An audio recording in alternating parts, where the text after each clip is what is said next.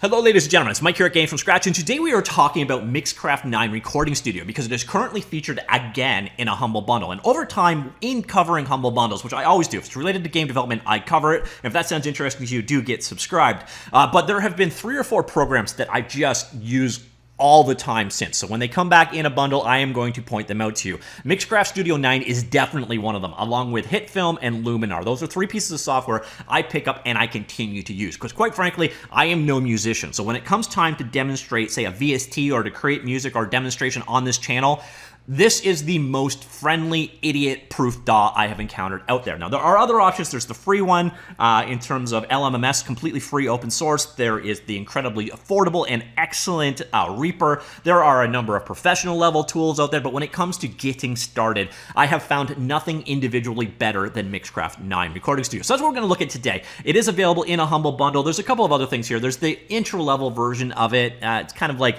Movie Maker to Premiere. So it's a really stripped down version of it. You get a number of virtual instruments here. These can be used in other DAWs. So again, like Reaper, LMS, various other ones out there. Pianismo, MG1, then there's the Mixcraft software itself, Voltage Ignite, and DCO 106. We're going to look at all of those things as well. Plus, we have a number of loops in here. Loops are basically little cuts of music that begin and end the same, so you can loop them over and over and over again. You basically put these together to create your own audio. Now, I do have a bit of a warning there. When you are dealing with YouTube, you want to be really careful using loops. You don't want to record just a loop ever, or you'll run afoul of the ContentID thing. So I got to be really careful when I'm doing this kind of a tutorial. I need to derive a work from it. So I need to layer it with other sounds. I can't just play a loop, because if there's more than like 15 seconds, ContentID will pick that up. So here we are in Mixcraft Studio 9, and I'm going to just show you basically everything you need to know to make your own music. Now, I also got to warn you, just because you can make music doesn't make you a musician, as you are going to find out in glorious detail in this video. I am terrible at making music, but I do know how to use the software, and that's what I'm showing you today. So this Mixcraft Studio 9, it is pretty straightforward. You basically, the default shows you here, you've got 6 tracks and a master track for controlling it all. The master track can be used in the mixer to have, you can have control the volume level of everything you're dealing with. Pretty straightforward on the whole. You're going to basically normally start right here. What we're going to do is start with some music creation. And you can do that right here. You're going to notice we're loading up. We got a number of instruments out of the box. So this is another reason why I like Mixcraft 9. You've got 17 acoustic guitars, 15 distorted, 9 electrics, and so on. A number of different keyboards and so on. And then you get into the VSTIs. Those are the extended instruments that we've installed here. And those are things, all your VSTs can be used basically in any VST3 compatible software out there. So the 3 ones, or the 4 ones we were looking at today, we have Pianismo, which is actually made available from Mixcraft Acoustica. It's pretty straight. It's probably the most straightforward one here. It's a virtual piano. Then we've got MG1. This is a recreation of a synthesizer from Radio Shack back in the early 80s. Very recognizable sound, and it's pretty popular to emulate. Another one we've got going on here is the DCO 106. This is a recreation of the Roland Juno 106, another popular synth. This was used by bands like The Cure, Depeche Mode, Wham, and so on back in the 80s. So there's a very recognizable sound from it. And then finally, we've got Voltage Modular. This is just sort of, this one's hard to describe. It's neat. We'll see all of those very briefly in action. So let's head on back over to Mixcraft. So we're going to create a new track here, and let's start with Pianismo because it's the most straightforward to explain. This is a virtual piano. So you can see here, and this is just going to be recorded off my mic because my recording software and Mixcraft are fighting for resources. So the easiest way for me to record this is also going to sound the worst. This is just going to pick it up off my speakers. But you can see here, we can play a virtual piano. So we want to go ahead and add that in. You've got a number of settings for the piano. So over here, we've got presets. So if we want to do a grand piano, a honky tonk, which kind of has some distortion going on, a rock piano, and then you've got control over how it sounds, if it's in a cathedral, and so on. So now what you could do with that piano set, we could come back over here and we say, okay, we're going to do some musical typing. And you can see here you've got a virtual keyboard down here. Obviously, if you have a MIDI keyboard hooked up, an actual physical keyboard, you can use that to control things. But otherwise, you can use basically your home row keys and so on. So, and you can hold down Shift to sustain a note. It's the same as pressing one of these 2 pedals. So left shift, Or actually, I guess we only have one pedal there. Okay, and you can shift here and here. You can change the velocity and octave and so on. So we're gonna just stick with the mid-range there. We're gonna do a very quick recording of some notes. So here we go.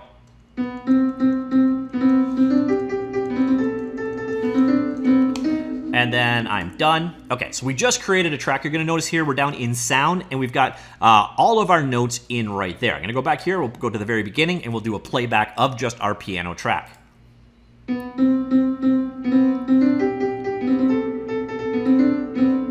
Now, as I mentioned to start things off, I am no musician. So there we go, that is our track. Now you'll notice I had a lot of time paused at the beginning, and we may not actually want that. So what I could do is I could come in here, and I can go into edit mode, and I could just basically just grab all of my notes, and we'll move them back to the beginning. So now we're gonna start playing immediately. The dead pause is gone. Another cool thing you can do in here is you can actually come in here to edit mode, and you can grab a note, and you can stretch and you can create it, or I can just basically start adding new notes.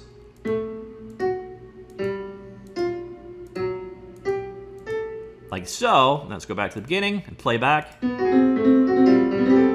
So there, you can actually edit your notes using this setup over here, which is actually quite nice. So you could do an initial recording this way or using a MIDI device, and you can start editing it in the note editor down here. You've also got the option of painting notes, and as well as, if you want, erasing notes. So you're not stuck with what you've created. You've got a lot of editing tools going on here, and that is kind of the idea here. Now the cool thing here is once we've laid down a track, we can switch things out however we want. So get rid of the typing. We're gonna stick with the set of notes we created here, but if we wanted to, we could say switch this out to a Canyon piano, whatever the heck that is, move into a bathroom because okay, and now let's play that.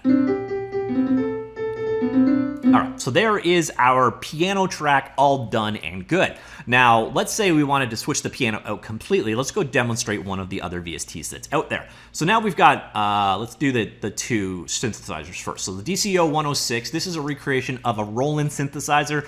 This would have been exactly what you saw back in the day, other than the fact it would have a set of keys down below it. And you can create all kinds of sounds with this if you know what you're doing. Now, the downside is I do not know what I'm doing. But the bright side is, thankfully, there are a number of presets. So if I want to switch things out, I basically just come on in here. If I wanted to switch into an organ, for example, I could do a good organ. Okay, so this is a preset on the synthesizer to give us an organ-like sound. Let's go ahead and play it. All right, so we're getting a much different sound there, but now let's go ahead and go something completely different there. And let's switch over to synth and high res. All right. Completely different sound we're gonna get. All right, we're barely gonna get any sound. Let's go find something a little bit different. Bass. Yeah, let's do bass. Big, okay, there. So you can really get a bunch of different sounds out. Even as a complete idiot, you can just start switching between the presets and you are good to go. You can also create and save your own. So that is the complicated synthesizer here. There's also the MG1. This is sort of like baby's first synth. This comes from kind of emulating a Radio Shack synthesizer, but the nice thing is you got a lot less to work with. So you can play it directly right there, which, by the way, you could go ahead and record it that way as well. You don't need to use the on-screen keyboard or MIDI hookup. You can actually play the keys directly. Of course, the downside there is going to be hitting multiple keys. You're going to need to use one of the other options there, or come back in and edit notes after the fact. But this one, again, has a number of presets. So if you want, you could have like a hard vibrato. Okay. Okay, I won't do that ever again. Let's go somewhere else and say... What do we want to do? All right, let's do steel drums. And back to the beginning, press play. All right, so there is the results we're getting out of that one. Now we're gonna finally switch it to the one other instrument. And by the way, what you're going to generally do is layer a number of instruments on top of each other. So let's finally go into the voltage modular. And this one is by far and away the most complex, but you can recreate so many sounds. There's a number of different plugins out there. You get a demo also of an additional set if you're kind of interested. Come in here to your presets, and you're going to find an absolute ton of them here. So I'm going to go say here, drone, darker dive. All right, so that's what it hooked up. So if you really want to get into like patch cables and complexities, this is what you're dealing with Voltage 2. It's a capable thing. It's way beyond my capacity, but the nice thing is, again, we have these nice presets here, so you get an idea of what you're dealing with. Now let's go ahead and start that one up. Okay, that is bad. All right, let's go with drone. Oops, because drone, if I recall correctly, is kind of creepy. So let's go ahead and play drone at the beginning. Okay, your ear's probably bleeding by now. Let's stick with that. Okay, so we finally got the music we want from our notes here. We could, again, we can change whatever we want, or we could re-record them or whatever. Also, the neat thing here is if you want to repeat, you can do so. So when that one ends, the next one will start in, and so on. That's actually kind of nice. So now what we're going to get into, because we've got some noise going in the background, I'm going to do an audio layer. Now this is, again, going to get a little tricky because I've got my mic recording to record the sound and so on and so forth, but setting that up is easy enough. So I'm going to change this audio track here, and I'm going to do this as voice over. All right, so this is going to be me recording sound. In order to record sound, really straightforward. All you're doing is basically arming it. So I'm going to come in here and I'm going to say monitor incoming audio. And this is recording from the same microphone that my other thing is recording from, so this could go a little weird. Hopefully it doesn't. All right, so we are now live, and we're getting it. Now I'm going to record like a kind of noise. All right, so there we go. And audio is... All right, no more of that. So that's kind of the downside when you're dealing with audio on audio. I'm no means smart enough to solve this inception problem, so hopefully that didn't sound too bad. So now we've got a recorded track here, and to go along with our piano, let's just scroll on back here. All right, so now I'm going to take that guy, and we're going to add some effects to it. You can see here, you can add effects to basically any layer, by the way. So we can add effects onto that first one. So we're going to take that voice effect right there, and we're just going to add a classic reverb to it. All right, and you can control all of the things you want here. So one of the things I really like with Mixcraft Recording Studio is that you do get a bunch of stuff out of the box. All right, so we got our piano track, we have our voice track, and they're all awful. There we go. That is some terrible music, and I love it. Okay, so now we've got those two going on. We've got enough weird sounds going in the background. I can start showing you some loops in action. There are a number in this bundle, so we go back over here. You can see there's 13,000 loops available. And when it comes to the actual license of these, that's a complicated subject. So you come in here, and this is going to be true of anything, not just these ones, anything. When you're dealing with YouTube, you have ContentID laws. It basically boils down to the first person to publish a given set of sound, be it a beat, a melody, a voiceover. YouTube recognizes it and says, okay, you are the copyright owner. If anyone else uses that clip, ContentID flags it, and you can get into trouble. So what you're seeing here is the license agreement. What they do is they register copyright ownership, and that actually makes a ton of sense. They are the originators of it, and they've given you a license to it. What you cannot do is publish it as an exact loop. So you cannot just put that loop up on YouTube. You need to make a derived work. One of those things you want to be aware of, and this is going to be true of any loop you use from anywhere. You're going to want to make sure that it is layered with other things. Never play a loop or a piece of audio unmodified on YouTube. It is a bad idea. So here's the nutshell version of their licensing. You can use our loops and samples in new original compositions royalty-free. You may mangle and modify the sounds and use them in your own music royalty-free. You may create new original songs with the sounds and sell those songs, but be warned, some loops may be used by others and can get flagged by ContentID if you do not create something unique from the loop set. So it's one of those things to be aware of. If someone else publishes a song using the exact same sounds as you, ContentID will flag it. By the way, this would have applied to, what was it, Down Down Down Down Down Down from Vanilla Ice and that was Queen, wasn't it? It would have boiled down to that would have flagged the ContentID thing. So this is not unique to them, but that is the license that these are under, and basically that's the license anything is going to be under. So now we're back in Mixcraft. I'm going to show you some of the loops that are available. And this is actually another reason why I really like Mixcraft. But again, if you're recording for YouTube, be careful here. But it ships with a library of loops already. So you can see here all of the various different things that are available here. There's a ton of them. Also, you can now bring in the new ones that we just downloaded here. So there's 13,000 new loops available in this bundle, but everything you're seeing here is actually shipped with Mixcraft Studio 9. So let's say, for example, I want to bring in a drum track. I got no idea what track I'm going to be bringing in here. I'm bringing this in from Zombie Rock. It's a drum track right there, and I don't want to play it again on its own just because of the way that YouTube Content ID laws works. This is one of those things to be careful of. I want to make sure that I have other tracks going on so that I don't get into trouble. So what I'm going to do also is come in here. Let's find what goes well with zombie rock. I'd say Hawaiian. Okay, here we go. So we're going to bring in a Hawaiian acoustic guitar. I have no idea what this sounds like, but what you'd probably do is you would record your own instruments. Obviously, over time, you can record them directly in here. Again, just arm it and bring it in. You can record it that way.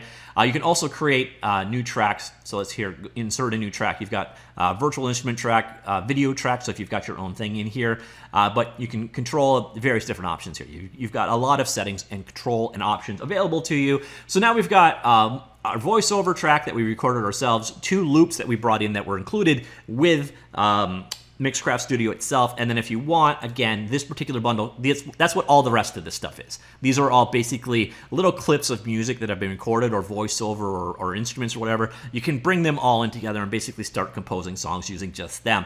And normally, you're not going to be recording a tutorial like I am, so you're not going to care about playing those loops on the internet because of Content ID. But what I've done here is, since I have so many things all playing together at once, we should be completely fine in that regard because it's going to be a derived work. So now I'm going to play this result, and again, I have no idea what I'm dealing with here because I just threw in a set of drums I've never heard before from the theme of zombie rock, and then a guitar from Hawaiian. I've got my beatbox voiceover, and then some really crap VST track of bad synthesizer going on here. And let's see what the end result is. If your ears start to bleed, again, I sincerely apologize.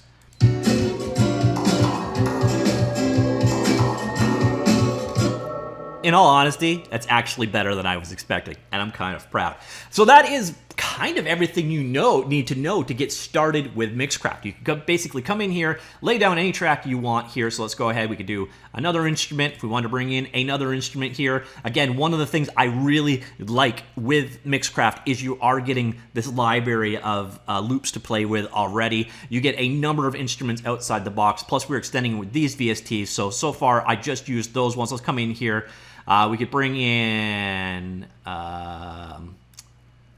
so we actually have a number of synths in here. So we can bring in pads, bright. We'll bring in bright pads, metal pad. Okay, so we could bring in another layer right there. Good to go. We can start typing. Oops, I pressed the wrong button. I don't know what kind of pad I just switched to, but... So you want to layer down another track. And the pain must end now. So there you go. You can bring in yet another instrument track. I forgot to actually click here, so basically I had to click where it was going to be. And now we could go and start recording it. And you bring all this together, all these different layers together, you're going to generally have like a huge number. Now what you're going to find, the last thing you may want to do is come in here and start mixing it. So say like that was way too loud, that was way too loud. Way too loud, way too loud. Master track, yeah, we're good. We'll bring the loudness down. So you've got control over how things are going to go there. Again, everything you can also start layering special effects on top of them. And then when you are good to go and you want to produce your song, it's quite literally a matter of basically you can mix it down to a specific file format, MP3, OGG, Vorbis, the WMA, WAV, or FLAC file. You're going to probably want to use FLAC if you want the highest recording quality possible, because this one and this one are both encrypted versions. So is this. This one is going to be, these two basically are going to be, if you want the highest fidelity, either do WAV or FLAC. Or you could actually burn it out to a CD if you're still living in the 90s. And that's kind of it. The cool thing, there's other stuff we could do here as well. So we could bring in video to sync it up. So if you're doing a soundtrack for a game trailer or something like that, you can bring in a video layer. You can also add text in, scrolling text and so on. So if you're trying to produce something along the lines of, these other things here. So the movie formats, MP4, WMV, or AVI. You could do that with a video layer. I'm not going to get into that here because that's really not the primary purpose. And if I was going to do video editing, I would probably take my soundtrack out of here and then use another tool in my arsenal, such as either Camtasia or HitFilm, to actually do a video recording. But you do have that option here as well. well. So if you were making your own music video or a trailer or something and they had music to go along with it and you wanted to synchronize them or whatever, you can do that all here as well. And that is the end of my Mixcraft 9 horror story. So that should actually show you, even though I didn't show you anything about musical talent because I have none, I did show you pretty much everything you need to know to start making music. And quite frankly, this is the easiest combination I have encountered yet. It's got advantages over things like LMMS due to the huge amount of content that actually ships with it, not to mention stability. This thing just works. I have had a beautiful experience using Mixcraft 9 Recording Studio, and if you are dabbling in the world of music and you want something that is just sort of out of the box, ready to go, where you don't have to hunt down a number of instruments to make it work, you don't need to have a huge library of loops or tracks to get started. It's got everything you need out of the box, and you can pick it all up for like, what are we looking at? $30 US. And along with that, you get 13,000 royalty-free tracks. Again, if you are publishing to YouTube, be careful. Never play a track by itself as the only source of audio, or you could run afoul of the ContentID system. It's nothing against these tracks, by the way. That is true of anything you dealt with. Once again, that includes the whole library of stuff here. There's nothing to say that someone didn't use that in a previous video or tutorial or music file or whatever unchanged,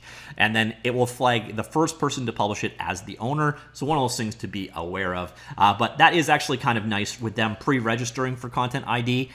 If they have a problem, we are on your side. Contact us if you have any questions or need whitelisting on your page. So if YouTube flags yours as being in ContentID, you reach out to Soundtrack Loops, and they, since they hold the ContentID, will release it. So that means you don't have these predatory, scum-sucking, DMCA abusing bastards, I guess is the right word to use, that would take advantage of it because they've already pre-registered these loops. So you probably shouldn't run into trouble, but you can, it gets complicated. So never use a loop on YouTube unchanged. Even if you're recording a video, never come down here and press like just the play button here without voiceover or something going at the same time. Or I think, again, it's 15 seconds. It will be picked up, and that person can steal 100% of the revenue of your video or ask for it to be taken down or whatever else, because ContentID is broken as hell. But that has really nothing to do with this bundle. It's just a cautionary warning. This bundle, again, it's one of those ones that I just so highly recommend it. I like it. I use it. If you are a professional musician, you already know what you like and what you use, and this probably isn't for you. But if you're looking for an introductory level tool, or even, you know, if this fits you in your music production, you can use it at the professional level for sure. But do be aware, again, it doesn't give you any musical talent whatsoever, as we nicely demonstrated in this example. All right, hopefully some of you found that useful. I will talk to you all later. Goodbye.